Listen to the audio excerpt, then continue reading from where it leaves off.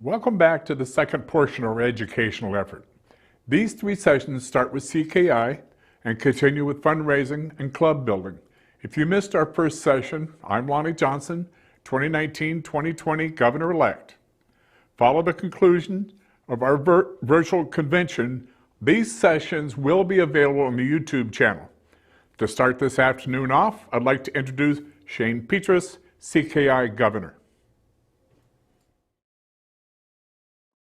Hello, everyone, and welcome to our workshop titled Equity and Inclusivity in Philanthropy. My name is Shane Petrus, and I am the District Governor of the Pacific Northwest District of Circle K International. We are a dedicated group of over 200 individuals at 15 universities and colleges across the PNW, and we are so excited to be leading this workshop for you all at the 2020 PNW Kiwanis District Convention. I would like to first thank Governor-elect Lonnie Johnson and the entire Pacific Northwest Kiwanis Board for providing CKI with the opportunity to lead a workshop for you all today. And I just can't wait to further our education and relations this year. So before we begin, I will give a little introduction. As I mentioned earlier, my name is Shane, and I am currently a senior attending Washington State University in Pullman. I am majoring in public relations with a minor in cultural communication, and I am originally from Honolulu, Hawaii. I am really interested in sociology and social justice, and have had numerous classes in comparative ethnic studies at WSU, which has led me to want to work for social media and communication for a nonprofit after graduation. But enough about me, let's get into the workshop. So today we will be discussing a few main topics that I want to preview in the slide. Today we will be talking about philanthropy in 2020 and connecting philanthropy to power and privilege to thus develop an understanding of the power dynamics within community service. We'll dive into the relevancy and importance of equity and inclusivity in Kiwanis and in its SLPs, and how all service organizations can do better for their clubs and their communities. Today, it's all about impact, sustainability, inclusivity, and equity. So remember those keywords today. By the end of this presentation, we have some objectives and expectations to be established. Today, I seek to ensure that this workshop helps you have an established sense of how philanthropy functions in a power structure and how power and privilege are embedded in community service. We will also learn about new ways to challenge ourselves as servant leaders and philanthropists, while also building new understandings of what inclusive recruitment looks like so that we may build stronger Kiwanis clubs and stronger communities. Ultimately, as leaders, we have a responsibility to empower others, and with that power, we can make effective change. So before we dive in, I want to cover all of our bases, starting with what we see as philanthropy is. So in 5th century BCE, Aeschylus defined philanthropy as the love of humanity. But in 2020, that word has, of course, evolved from love into generosity for humanity, whether that be through the giving of time, talent, or treasure, or in our case, money, to make a positive change. It means making monetary donations, serving at a food bank or a soup kitchen, or even tutoring at-risk youth in secondary education. These examples, among many others, are examples of service, which thus improves our community and enriches us as service leaders.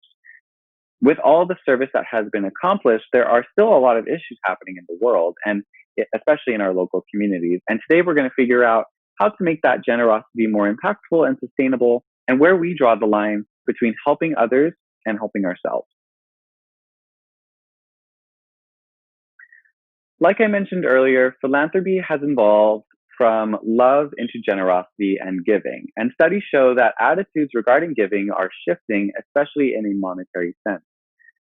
Fidelity Charitable conducted a study with over 3,000 donors on the future of philanthropy, and they found that donors are seeking organizations that have increased transparency as they're becoming more intentional with their giving and finding out more about the organizations that they support.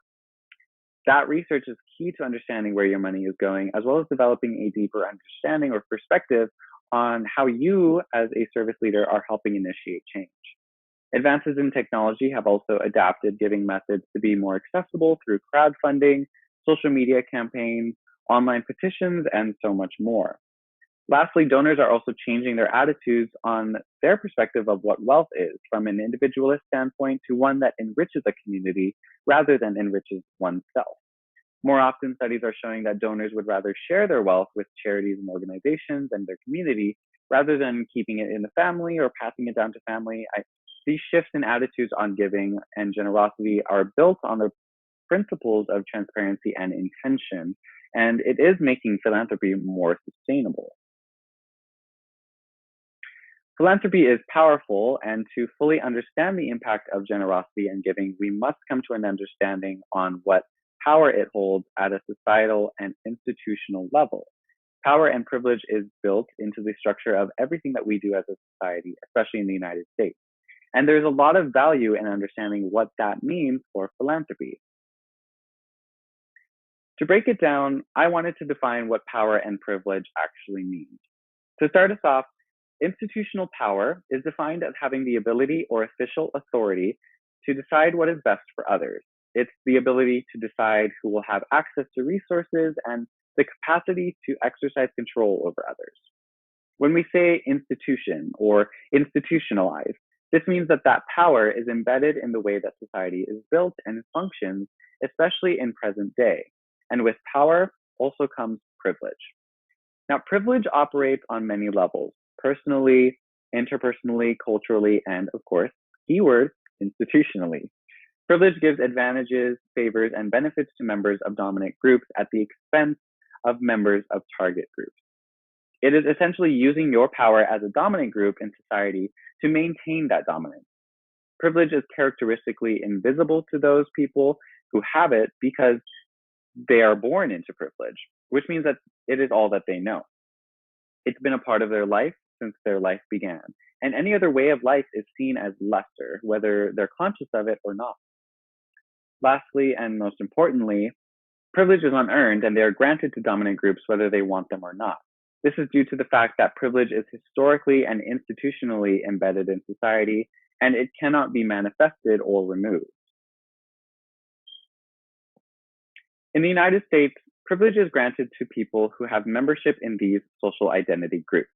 These groups are the dominant groups that are dominant due to their historical roots and institutional hierarchy.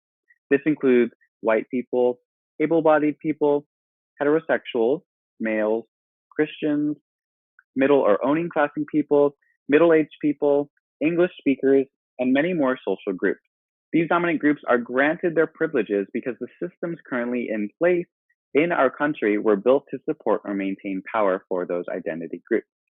A good example of this would be able-bodied privilege, which means that people without disabilities will never know what it's like to live with a disability. Therefore, they have the privilege to live their life without ever having to worry about being discriminated against for their ableness. This is why we use the term marginalized or minority to describe people in non-dominant social identity groups. They aren't just a minority in population, but in a social context as well. They do not have equal access to resources and opportunities that powerful dominant groups do have, and our social system is built to ensure that they never can. Now, you might be thinking, how does this connect to philanthropy and community service? As I mentioned earlier, power and privilege is embedded in every aspect of the institution that is our American society. And philanthropists have the power and platform to make positive change or to solve those long-standing inequities in the world. Inequities like food insecurity and homelessness are systemic issues because they are fueled by poverty and the inequitable access to food, healthcare, shelter, etc. Or with education access and funding being inequitable, as marginalized communities are not allowed the proper funds to help their students perform and learn as well as others from dominant groups. Systemic issues are due to problems inherent in the overall system rather than due to a specific isolated factor. Much of the service that we do as philanthropists is to improve our communities and to give back to those in need. However, for that service to be impactful and sustainable, it requires the changing of systems, policies, and attitudes.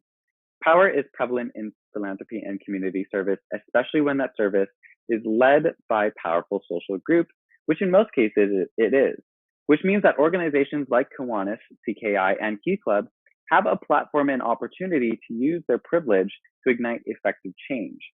But now that begs the question, how can philanthropists use their power to empower others to create that lasting change? How can we share this platform with all to build our organizations and build our communities? The answer stems from an understanding of power dynamics in philanthropy and how awareness of these dynamics will improve our quality of service and build stronger bonds within our organization. Using your power to initiate change is important and productive, but it also requires us to think about power dynamics. Let's think about the relationship between a funder and a grantee within a charity setting. The funder is wealthy and they hold economic, social, and institutional power. The funder has the platform and place to help the grantee, essentially. In opposition, the grantee is the one seeking help from those in power and needs that help in order to succeed. The grantee will never be able to reach the level of success as the funder can without the funder's help, as they are most likely born into or forced into their current situation due to systemic and social structures. Within this relationship, we can see that success is solely in the hands of the funder and can only be granted to the grantee. Thus, they're called a grantee. By understanding this relationship, we develop a stronger, deeper empathy for those that we're helping. It becomes more than giving back to our community. It becomes an empathetic conversation about why our community is in such a state. Why do these issues exist and why were they put in place in the first place? And developing sustainable strategies to change those systems that perpetuate those inequities. This quote from the Stanford Social Innovation Review captures this perfectly. It is very difficult for funders and grantees to be honest and lean into tough conversations about solving complex problems when a pronounced power dynamic exists between them.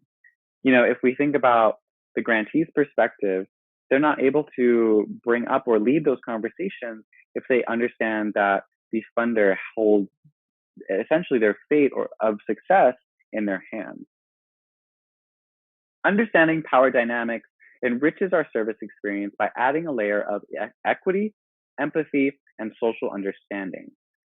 In order for a funder's efforts to be impactful or sustainable, the funder has to be aware of the power dynamics that exist and recognize them without gaslighting or patronizing the grantee. The funder should be intentional about the ways in which their philanthropy and service will impact the grantee and do the research behind their generosity. Where is my money going? Where is my labor? Where are my resources really going? And will it initiate the change needed to improve my community? In order to start these conversations, not only does it require self-reflection, but it also requires giving grantees the ability and opportunity to lead these conversations, thus called an equity lens. We may not know everything about the issues facing our communities due to inherent privileges, especially as members of dominant social groups. Thus, we need to use an equity lens to define readiness and define what experts are to us. Who do we choose to invite to the table in high-stakes decision-making and in those conversations is really, really important. To be equitable is to have the quality of being fair and impartial, which goes beyond what most see as equality. Now, to have equality is to be seen as equal, but to have equity is to be treated fairly and to have justice, especially on an institutional level. Funders that effectively advance equity hit what the Stanford Social Innovation Review calls the sweet spot on 3 dimensions of power. To build power is to catalyze equitable long-term solutions to systemic problems instead of temporary fixes. This is tied to sustainable service and what makes something a long-term solution, whether it be through civic engagement, advocacy, or community organizing among communities most affected by inequities. To share power is to nurture trusting relationships and co-creating strategies with stakeholders. Partnering with diverse local organizations in a collaborative, supportive context will allow us to earn their trust, which will then develop strong bonds between our organizations and our communities. Lastly, to wield power is to exercise our public leadership to create positive long-term change by using our platform to build legitimacy, influence, and relevance on issues facing our communities. Now, with all of this information on power and equity, it's time to apply it to our organization and connect it to its relevance with how Kiwanis, CKI, and Key Club function as service leaders. As we know at this point, for community service to be valuable, sustainable, and impactful, power and equity should be understood and made aware. Service is one of the main pillars of this organization, and it's even included in one of the 6 objectives of Kiwanis International, which is to provide, through Kiwanis clubs, a practical means to form enduring friendships, to render altruistic service, and to build better communities. However, to build better communities, we must think about the ways our platform and position of power as Kiwanians, as CKI members, and as Key Club members can be used to make lasting impacts on our communities, especially in the Pacific Northwest. It's about putting power and platform in priority to enrich our service for our organization and for the community. Equity is also prevalent in how we go about membership and recruitment, and the ways in which inclusivity and diversity strategies can improve our membership. To diversify your membership means making meetings and events an inclusive safe space in which all are empowered and compelled to participate in the mission of Kiwanis. To diversify your membership, it doesn't mean going out to diverse people and getting them to join your club, but it's about making your club a space where they feel invited, where they feel welcomed and safe to join and can resonate with the mission of Kiwanis. To focus on inclusivity means to work with community partners and organizations that serve several important causes that the community can both benefit from and resonate with. People join people, and if those people feel safe and empowered and they resonate with your initiatives and your work, they'll join you. We talked in the beginning about how the changes being seen in philanthropy in 2020 is important for our organizations to keep up with, as there are generational shifts and evolutions in social perspectives. So making equity and inclusivity a priority can improve your service and increase your recruitment rate, ultimately building a more sustainable Kiwanis and a more sustainable community. By understanding the ways in which power, privilege, and equity function in philanthropy, we become more informed and aware leaders who can do better for our communities. Additionally, we build our organizations to be better and to be representative of service leaders that want to give back. They just need the platform and the ability to do so, and that opportunity lies within us as Kiwanians, CKI members, and Key Clubbers. So equity and inclusivity is something that the PNW district of CKI recognized with the start of the PNW movement last year by former District Governor Mia Munoz, which called for action amongst our district and international board to fight for a more diverse, equitable, and inclusive CKI experience for all.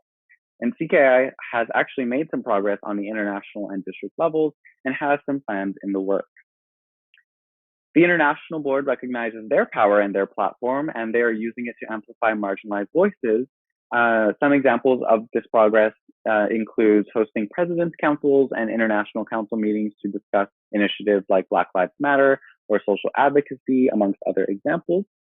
The International Board hosted workshops at CKIX that focus on how our organization can focus on and prioritize diversity, equity, and inclusion, as well as urging districts to develop their own committees to really get at that at the local level.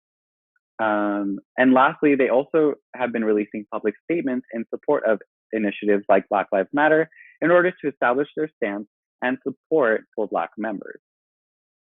They're also working on creating a library of resources focused on empowering our clubs and members to be engaged and to be informed, from discussion guidelines, social media graphics, fundraising templates, as well as outreach templates for local, state, and national government.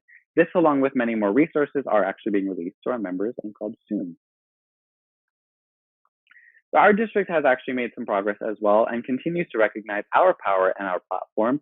This year, we're working on building a members-based community on diversity, equity, and inclusion to lead conversations with our leadership and with our clubs on how we can make effective change in our organization. We'll also be selecting a new district service partner that directly supports the sustainability of Black, Indigenous, people of color in the Pacific Northwest. We also seek to give our members every opportunity to lead the conversation and to be heard. We'll be selecting divisional service partners for each of our 5 active divisions based on localized community needs and member input, and ensuring that the Kiwanis family is involved in that on every front.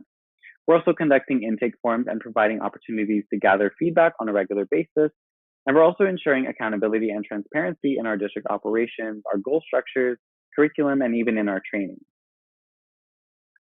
Lastly, we're also working on building sustainable, inclusive spaces where all members are empowered to lead and serve. This means prioritizing and focusing on equity and inclusivity in district events and in our leadership training. An example would be when we lead Indigenous land recognition at district events as a form of respect and reparation for the Native American tribes within the Pacific Northwest. We're also increasing accessibility to district events by eliminating excessive, expensive activities and rebudgeting that money to improve scholarship opportunities for all of our members. Lastly, we're holding our Kiwanis and Key Club counterparts accountable in ensuring safe and inclusive spaces where all are welcome to participate in impactful service across the Kiwanis family. This workshop is just one aspect of that goal, and we look forward to continuing these conversations.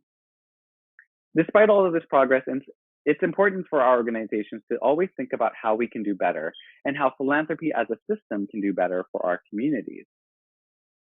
Building those inclusive, equitable spaces where there is every opportunity to empower members is key. Some examples to achieve this would be subsidizing membership costs, thus eliminating any wealth barriers to joining service organizations, or having conversations with your clubs and members about power and privilege in philanthropy and the importance of building safe spaces. Connecting with community partners and organizations that support marginalized community in the PNW is also really productive. It provides a platform for those voices to be heard. It provides a new form of generosity, which is to give your time and emotional labor. We're also able to broaden our scope of service to be more impactful and sustainable to our local community. Other strategies that you can implement are hosting Black, Indigenous speakers of color to lead workshops, which provides an opportunity for minorities or grantees to, of course, as I mentioned earlier, lead the conversation.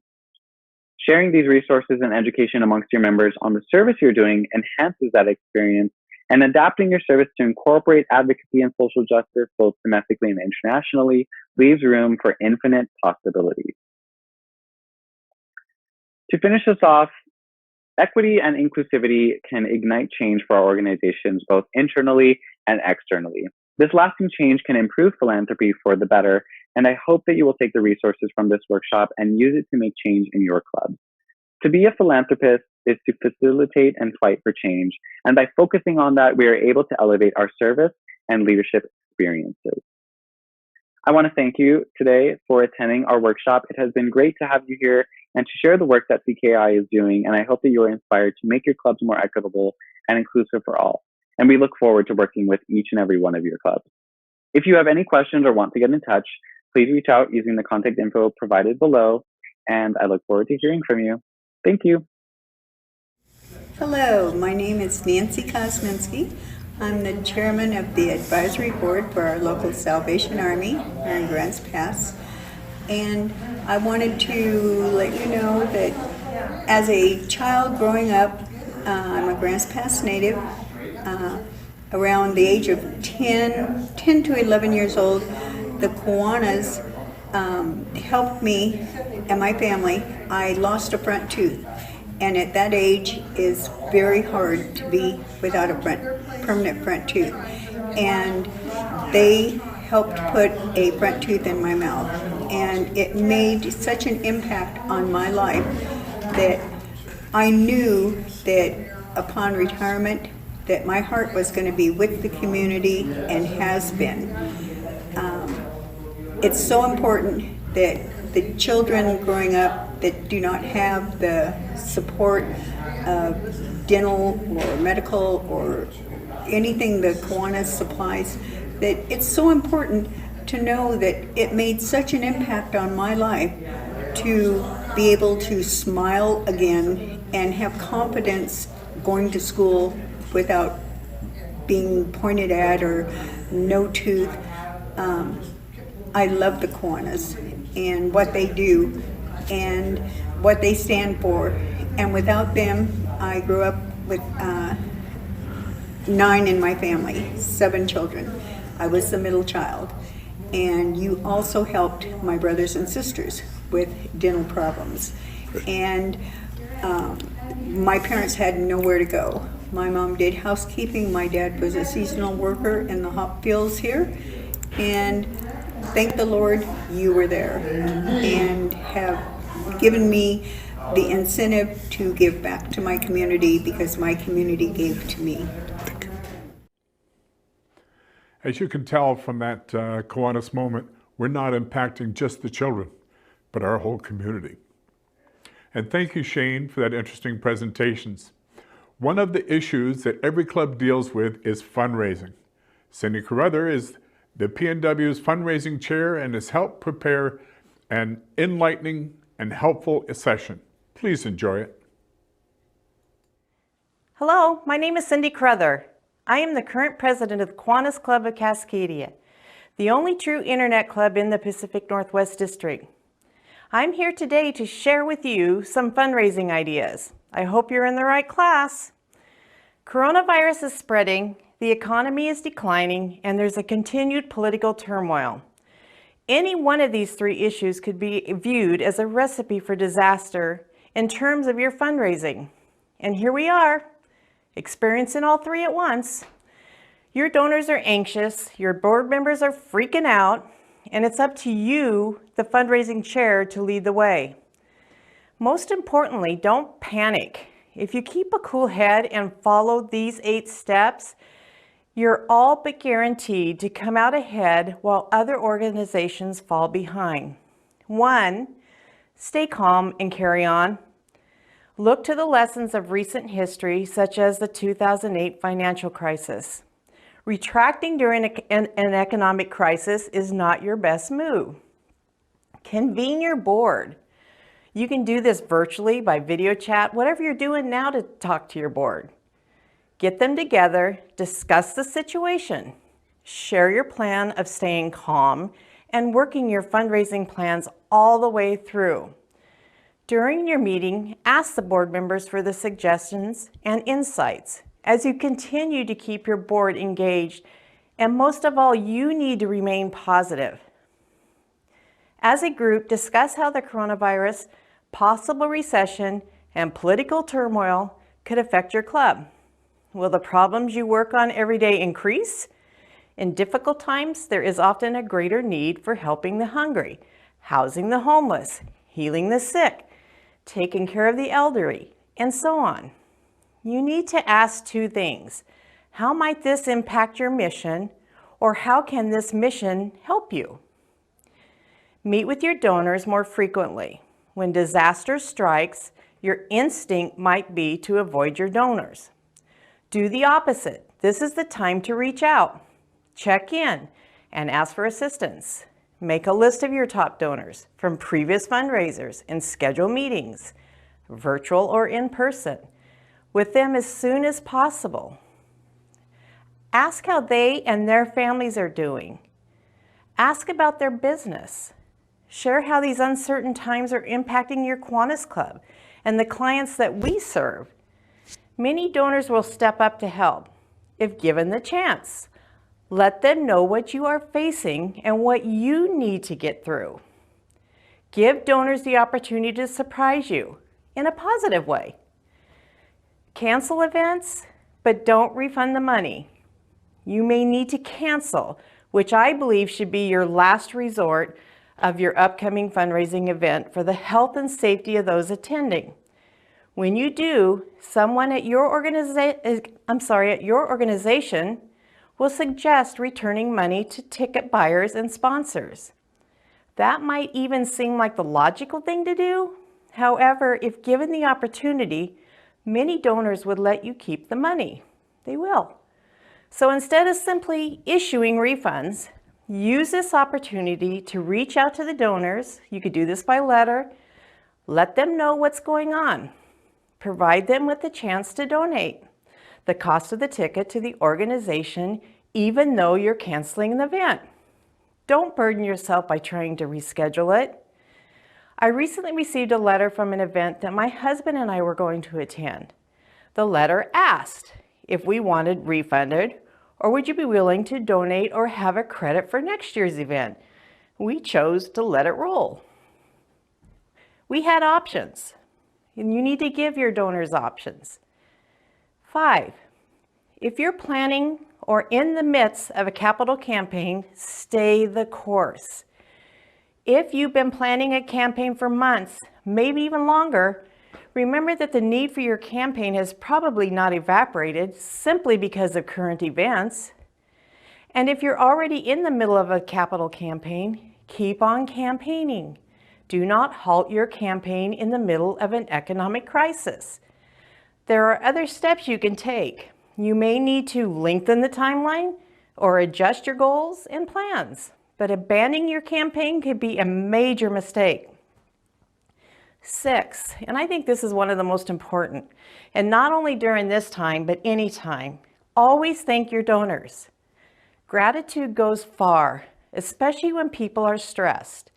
Take the time to extend a genuine and heartfelt thank you to donors.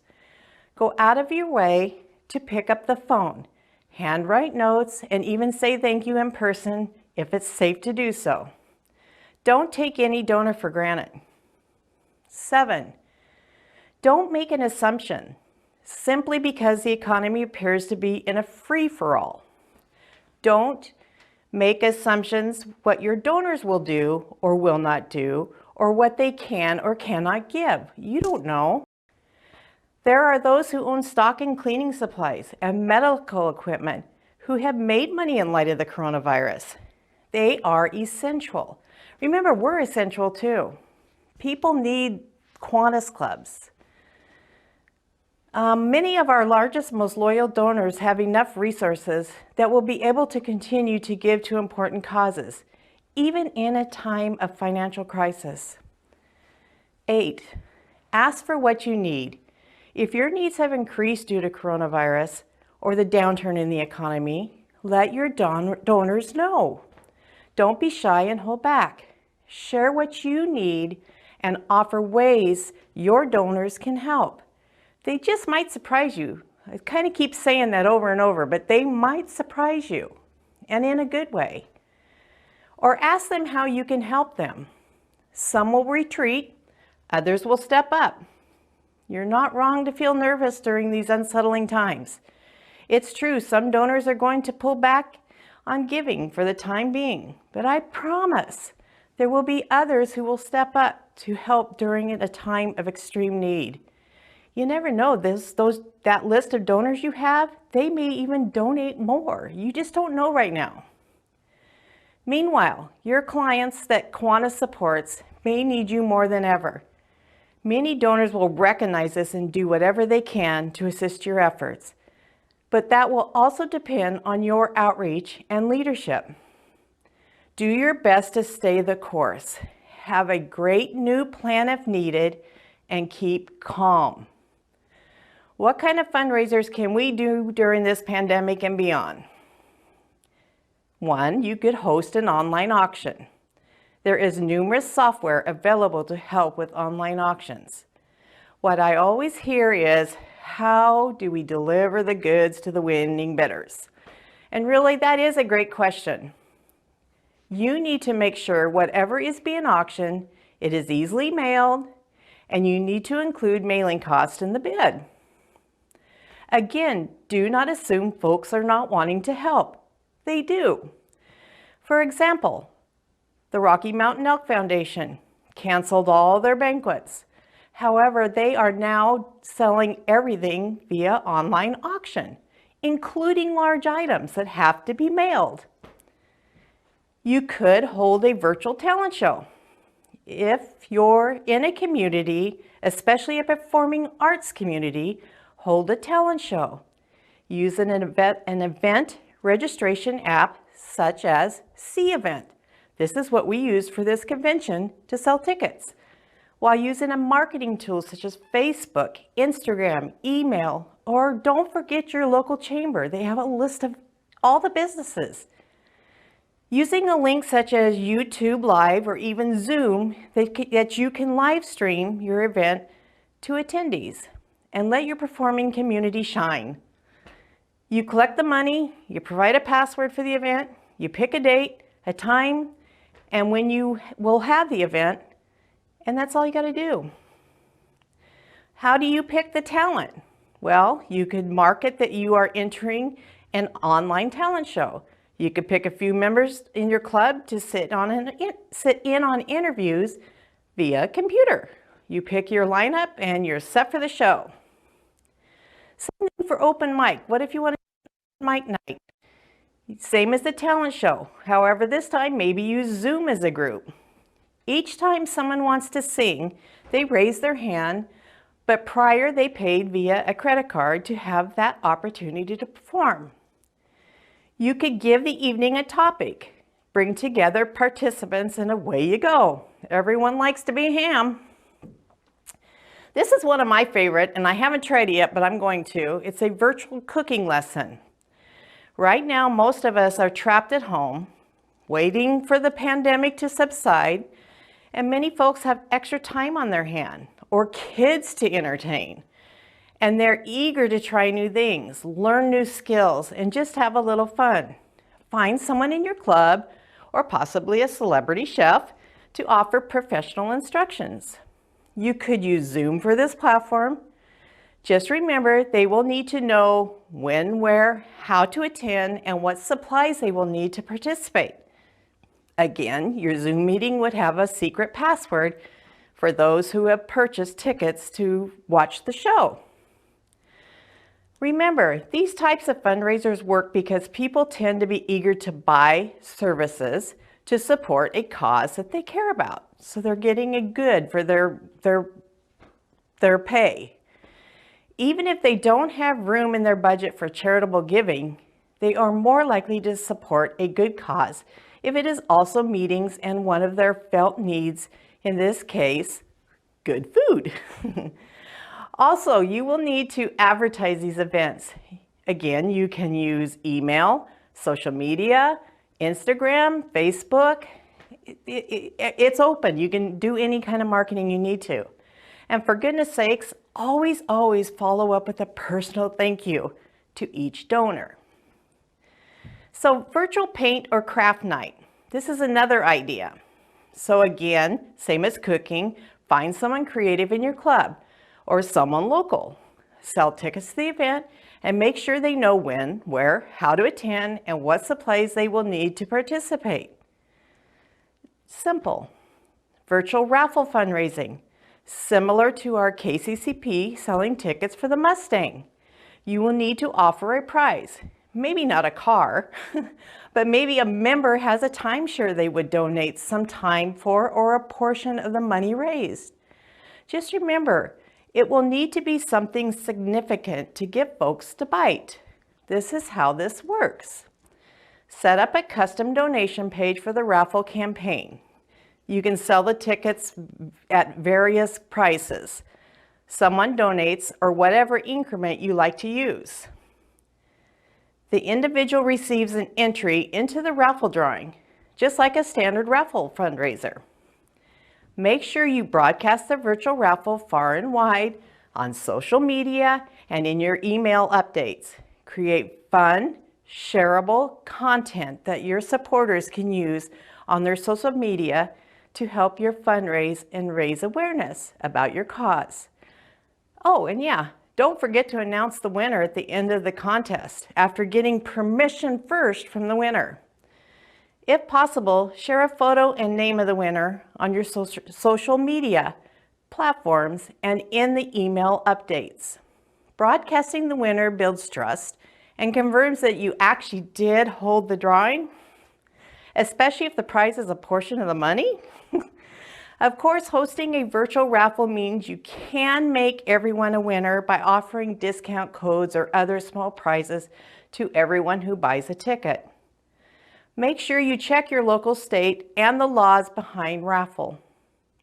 7, wooden flag pallets. This is the neatest fundraiser I've seen lately. I have a friend who made this flag using old wood pellets that were donated to them. This flag cost my husband and I $80.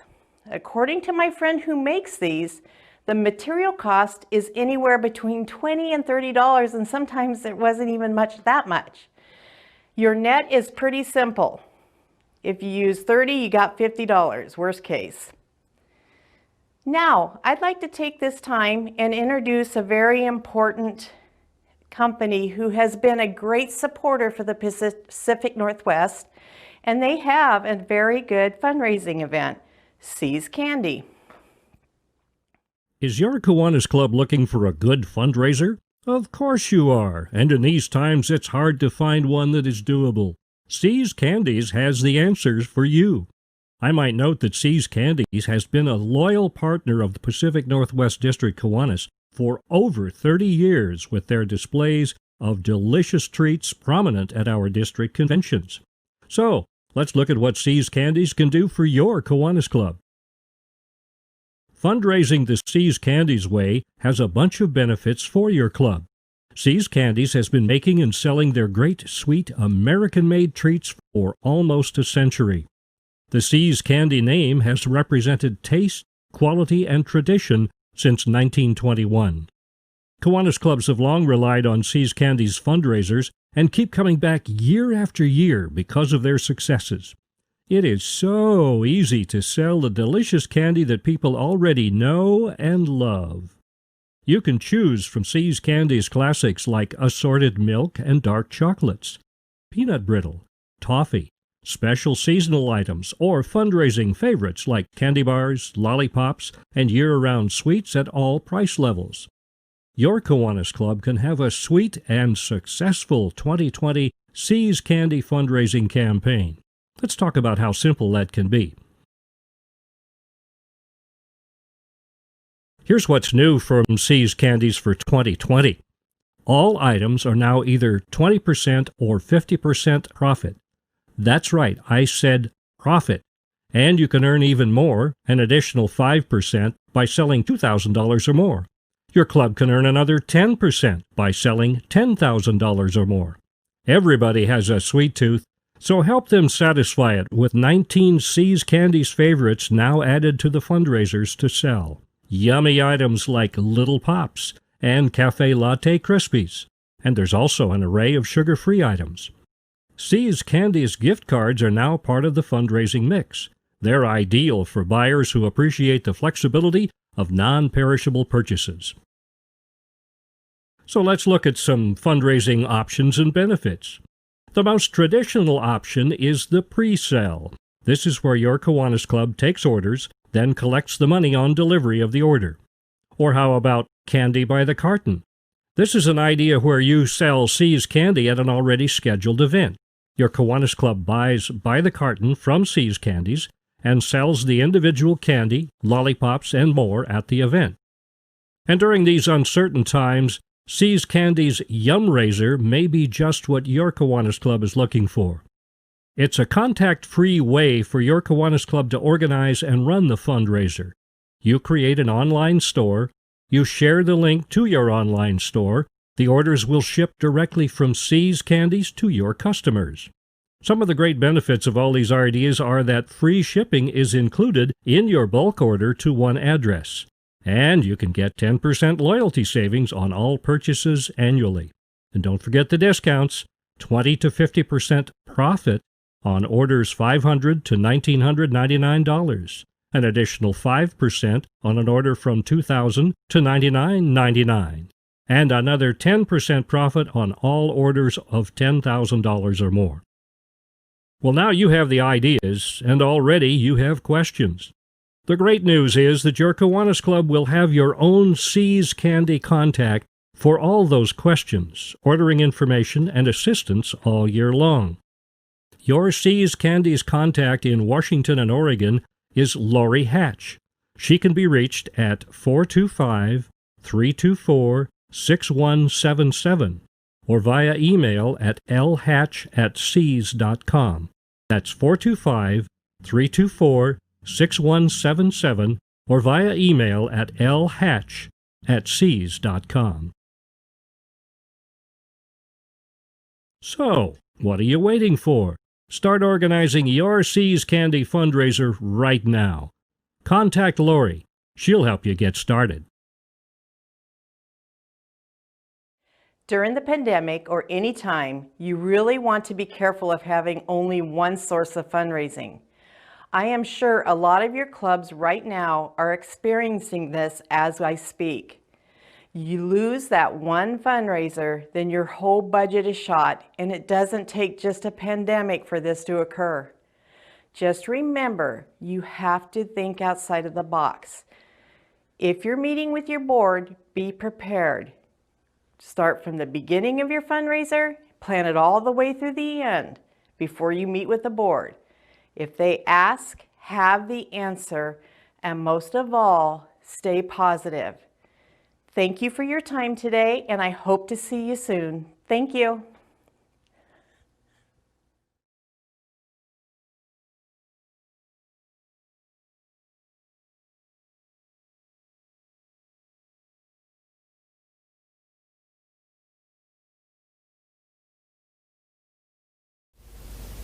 I had so many unique experiences as a member of Key Club and the Kiwanis family. I got to travel the continent, I got leadership experience, I made lifelong friends, and I think most importantly, I always had a reason to skip class to go serve my community.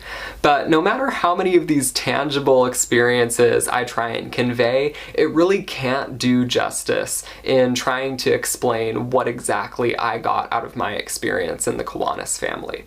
Being a member of the Kiwanis family taught me how to make change within my community, within my organization, and even within those who surround me on a daily basis.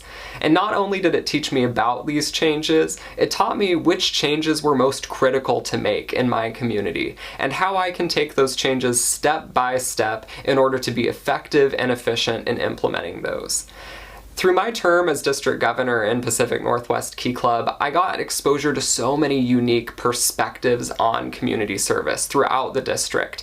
Whether it was going to visit Nyssa, Oregon, a rural community where students were making innovative changes to help give back and serve their communities, or whether it was in Vernon, British Columbia, where the small Kiwanis Club was literally supporting entire wards in their hospital. Getting exposure to these types of perspectives was so fulfilling to me because it changed my personal definition of community service. It completely changed my worldview, it exposed me to new ideas, and really taught me a lot about how I can be an effective community leader. My experience in the Kiwanis family not only changed the way that I saw my own potential as an individual, but also as an individual within a greater community. A community which does so much good and merits so much improvement, and all it needs is a few caring hands like those of us in Kiwanis. Well, I hope you've picked up a few tips on fundraising from Cindy, and I trust that you're enjoying the Kiwanis moments that have been created for us. These members are proof that we are making a difference in people's lives. The final topic in this session is about the importance of club building. Greg Wiegrich is in charge of our club building efforts and will be sharing how we're working to expand the footprint and benefits to more communities where Kiwanis needs a presence.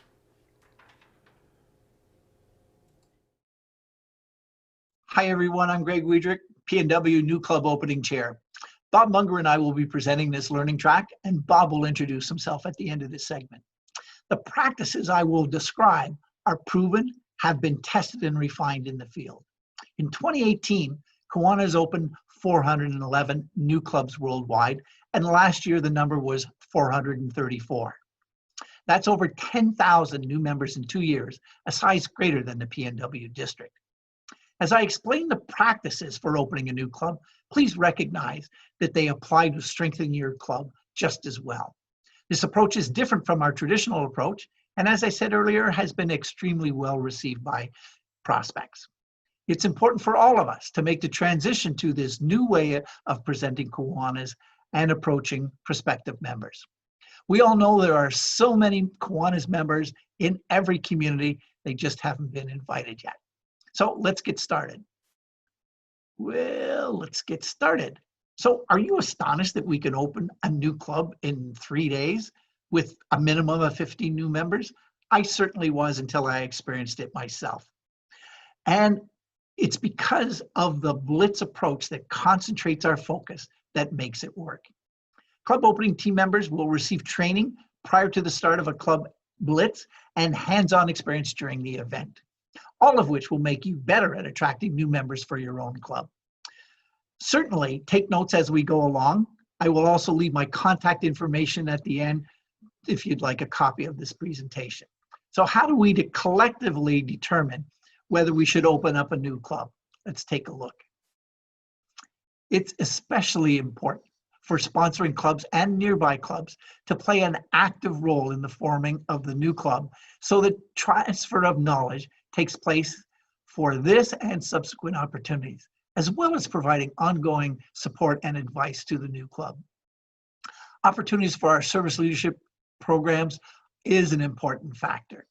There may have been a Kiwanis club before, and when it left, a distance Kiwanis club may have taken responsibility for the key club, so it would be beneficial to be supported locally.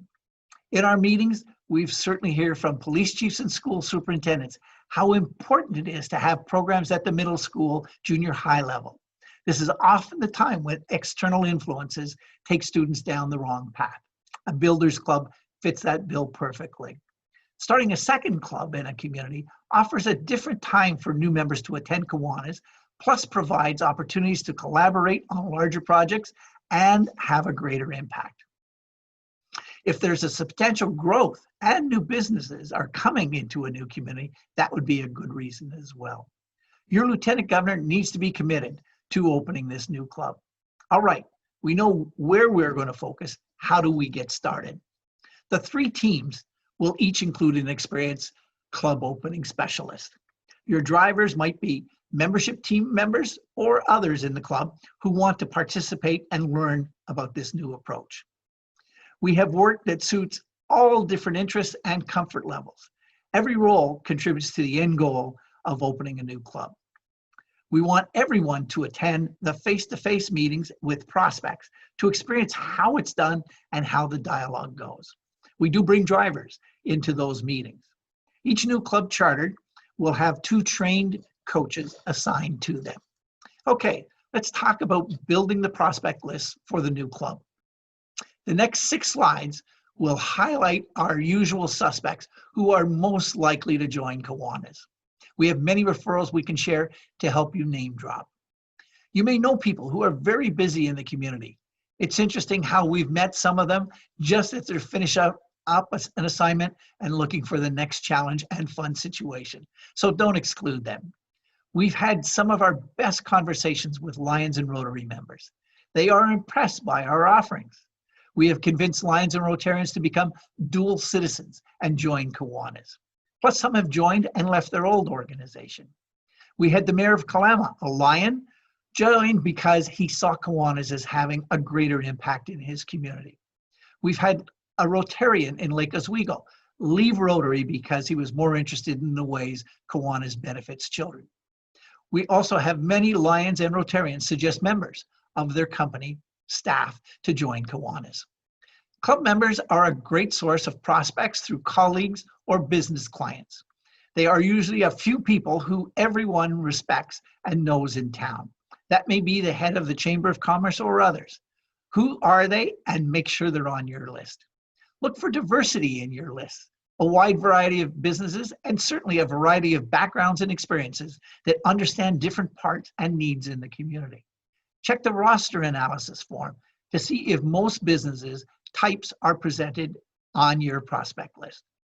We've put together prospect lists with 150 to 200 prospects. It depends on the size of the community. With smaller communities, the right 25 prospects may be the perfect solution. We've had instances like that. If a club folded in your community within 5 years, then consider asking KI for a copy of the last roster. We are usually looking to target 75 prospects for an individual blitz. As you can see, Google Docs are the glue that holds this effort together. An organization underlined in the coming slides is one we want scheduled for day 1. They are seen as leaders and influencers to others we will be speaking with later. We often get mayors and someone on their staff to join. Librarians like to join and partner with Kiwanis, particularly to combat the summer slide. If students do not read during the summer months, they have the possibility of losing up to 25% of their reading ability, an unfair consequence. Police and fire chiefs have an excellent perspective on the challenges and issues in a community, in addition to recommending partnership opportunities for us. The chamber is always good contact and resource. They will often send an email to their members announcing that we will be opening a new club.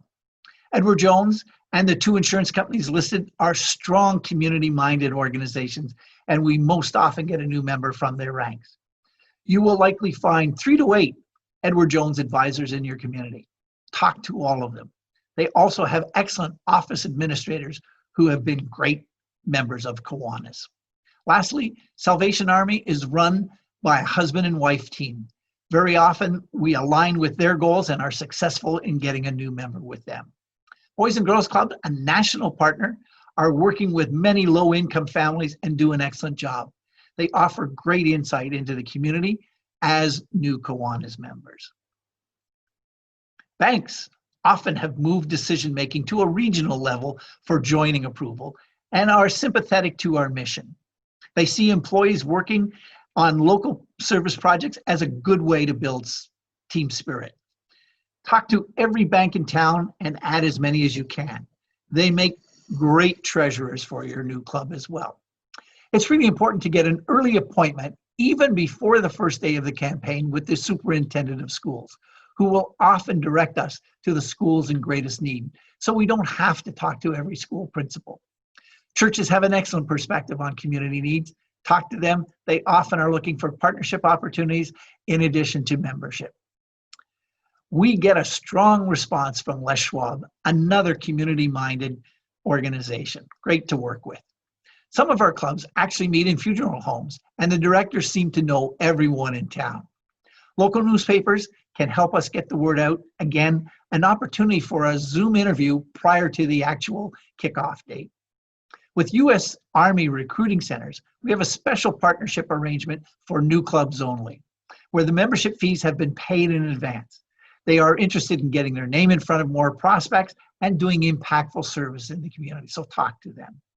Chambers of Commerce often sponsor year-long leadership development courses. Graduates are key to make a difference in their community and make excellent members. You can sometimes find who they are announced on the Chamber website or in local newspapers. We will also set up a Facebook page for the new club with daily updates, and we often receive 4 to 6 qualified leads from this source. We do have a series of scenarios that will help you understand what topics to raise with different types of prospects. Setting up appointments. People respond so positively when we generally solicit their opinions. Our Google Doc includes a scheduling function as well to record all of this. It might be bad timing to meet a prospect, so we need to ask, when would be a better time to connect and schedule an appointment post-blitz? Be prepared to schedule timing for training. We invite as many as your local members to attend the training. Pull together some background information on the community to share with the team. Bringing up grades resonates because it recognizes and rewards students for incremental improvement in grades, and eventually, often with family encouragement, overall grades in the school improve. Use our SLP brochure to talk about Kiwanis' focus on children and say a sentence on each of the programs and give a few examples. This is where I have an opportunity to talk about the BUG program. Having an SLP member share the value they've received from their Kiwanis support will make a very convincing argument. This is our secret weapon. It's our service leadership program brochure, very professionally done and extremely well received from everyone that we present it to. They're available at no cost if you go to the Kiwanis store, and there's no cost to deliver them either. So meeting the prospect, be confident, be interested, be engaged, listen, and be positive and answer all of their questions. Ask open questions of them. Find out what they are passionate about. And this is where we develop a strong relationship with this potential new member.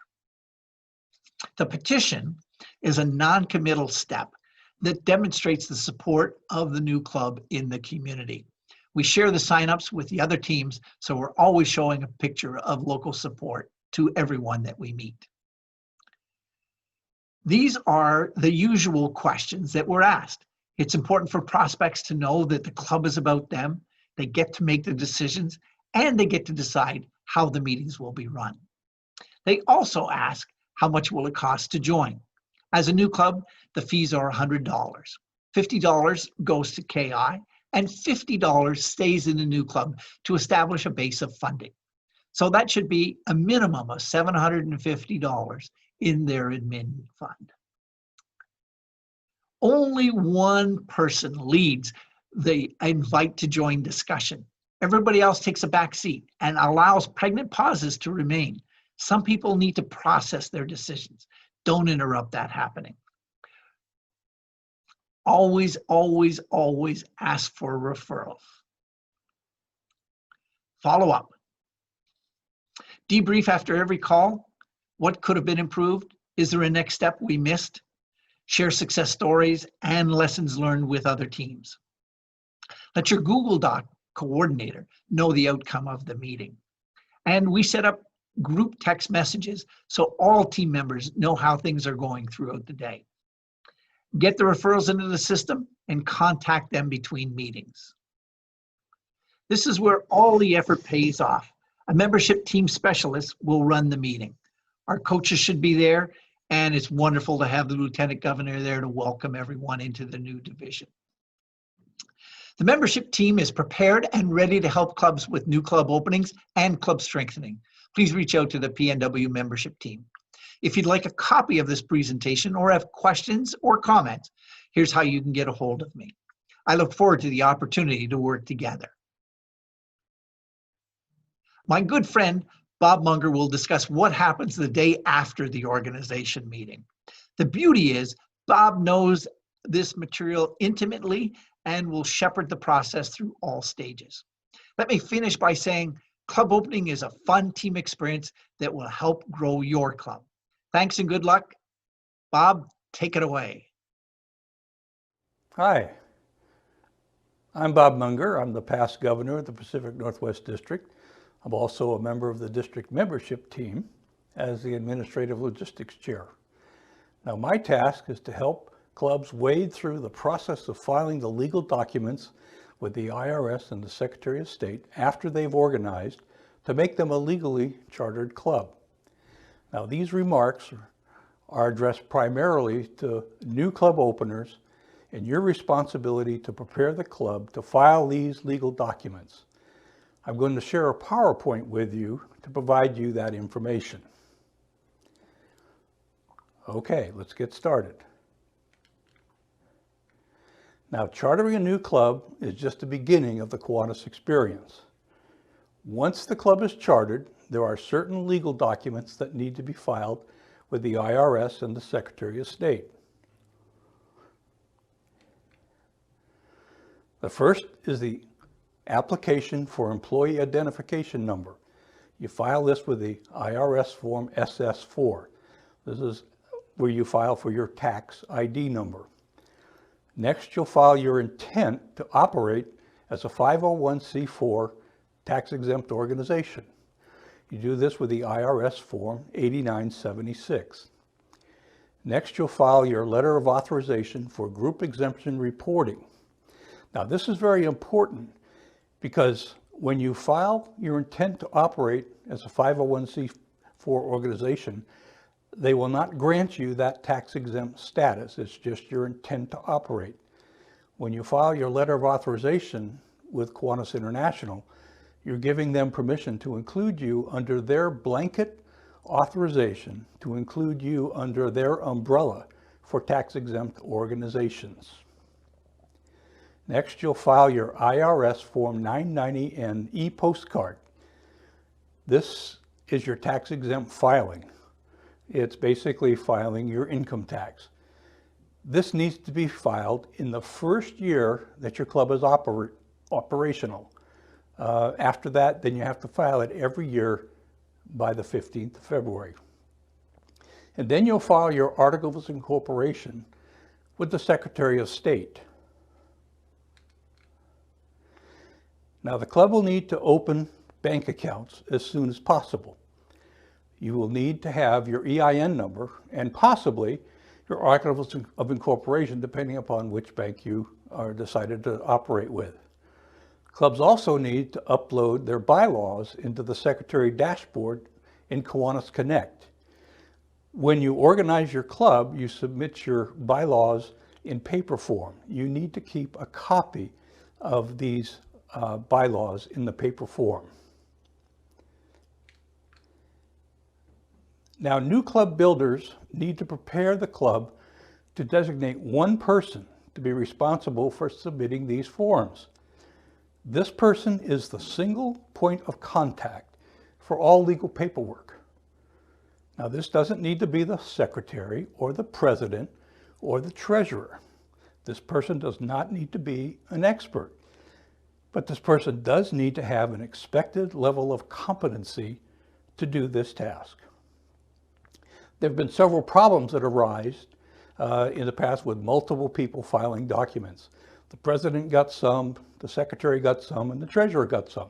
They filed them independently or not, as was the case, and the communication broke down and nobody knew where anything was in the process. Now, the designated person will work closely with a district level person who is a subject matter expert in the process. That would be me. The designated person must stay focused on this process until it is completed. I have all the documents, so this person doesn't have to go out and search the internet to get these.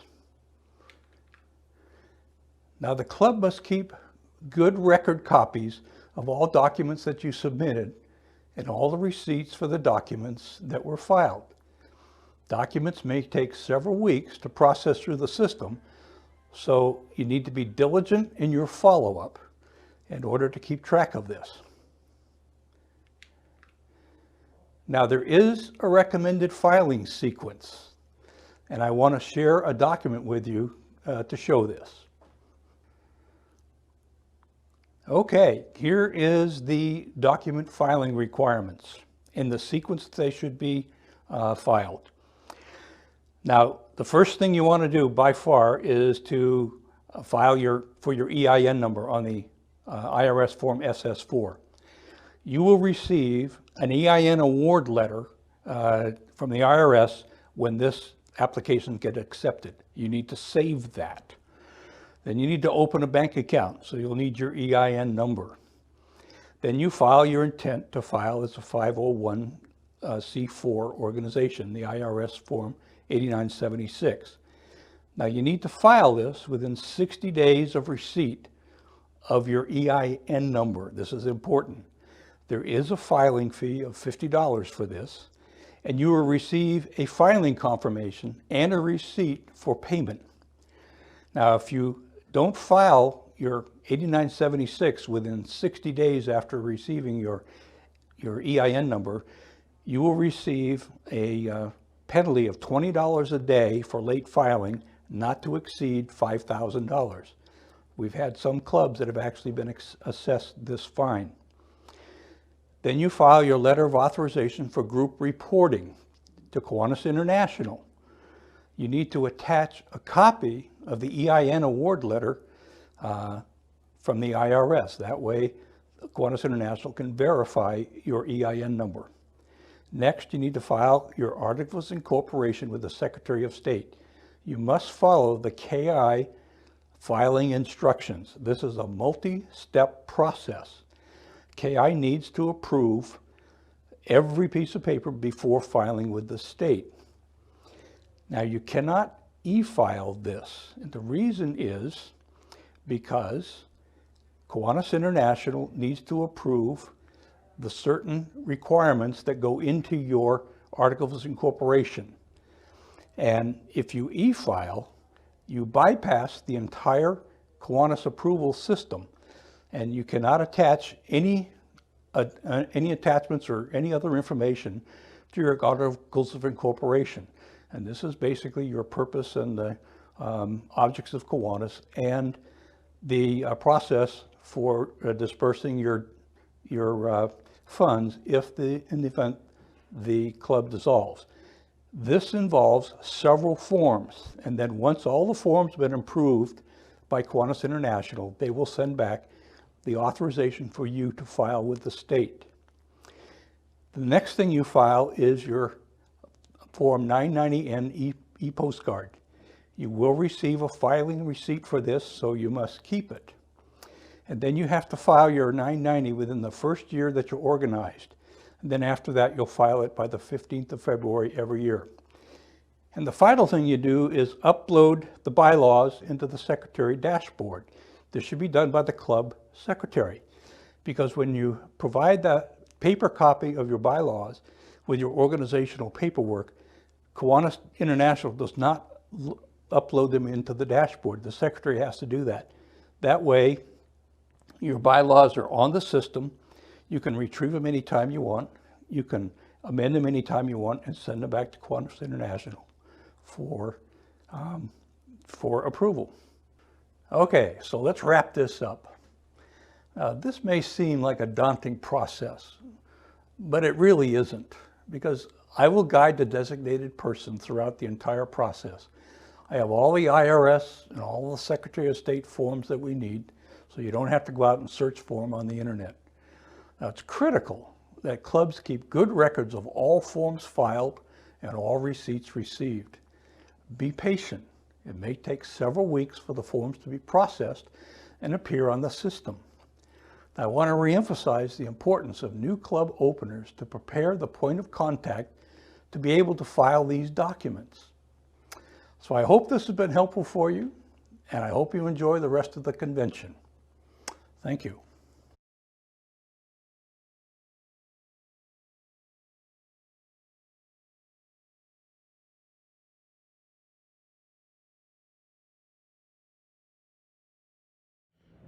Hi there, my name is Gina Cabadoo. I'm the director of the Key Peninsula branch of Children's Home Society of Washington, and I just wanted to give a little bit about my history with Kiwanis. So I want to start with something personal, because Kiwanis actually impacted me as a kid, and I'm excited I get to work with them professionally also. So the impact for me as a kid is I was actually one of the youth that benefited from the Gear Up for Kids event. It was the only way I was able to get new school supplies and clothes and really start the year with confidence, because we didn't have a lot of resources growing up. And so it just seemed to me, as I got to grow in this community and I had great partners that helped me succeed, that it would be the best thing for me to be able to pay that forward. It also created a really natural professional partnership as I became the director of the Key Peninsula site. And they just partnered with us on a phenomenally successful event called our Back to School, where we had over 150 youth from the Peninsula School District that had brand new backpacks, school supplies, clothing, shoes, and lunch provided. And our families were so grateful that the kids not only got what they wanted with the personalized ordering process that Kiwanis made possible, but also the items that they needed by getting them the school supplies that catered to their grade level and their class size. So Kiwanis has been a phenomenal partner. We were able to leverage the experience of their experiences during this event, and we were so grateful to have them a part of this. So we count Kiwanis as a lifelong partner, and we're really grateful to work with them. Wow, that was a fast hour and a half, and I really enjoyed these 3 topics. It was my goal that you would gain some new knowledge and find these worth your time. We'll now take a break until 4 p.m. so that you can get up and move around, and you'll be wanting to join the 3rd session, where we'll be discussing youth protection, having fun at your meetings, and club strengthening. I look forward to seeing you in an hour and a half.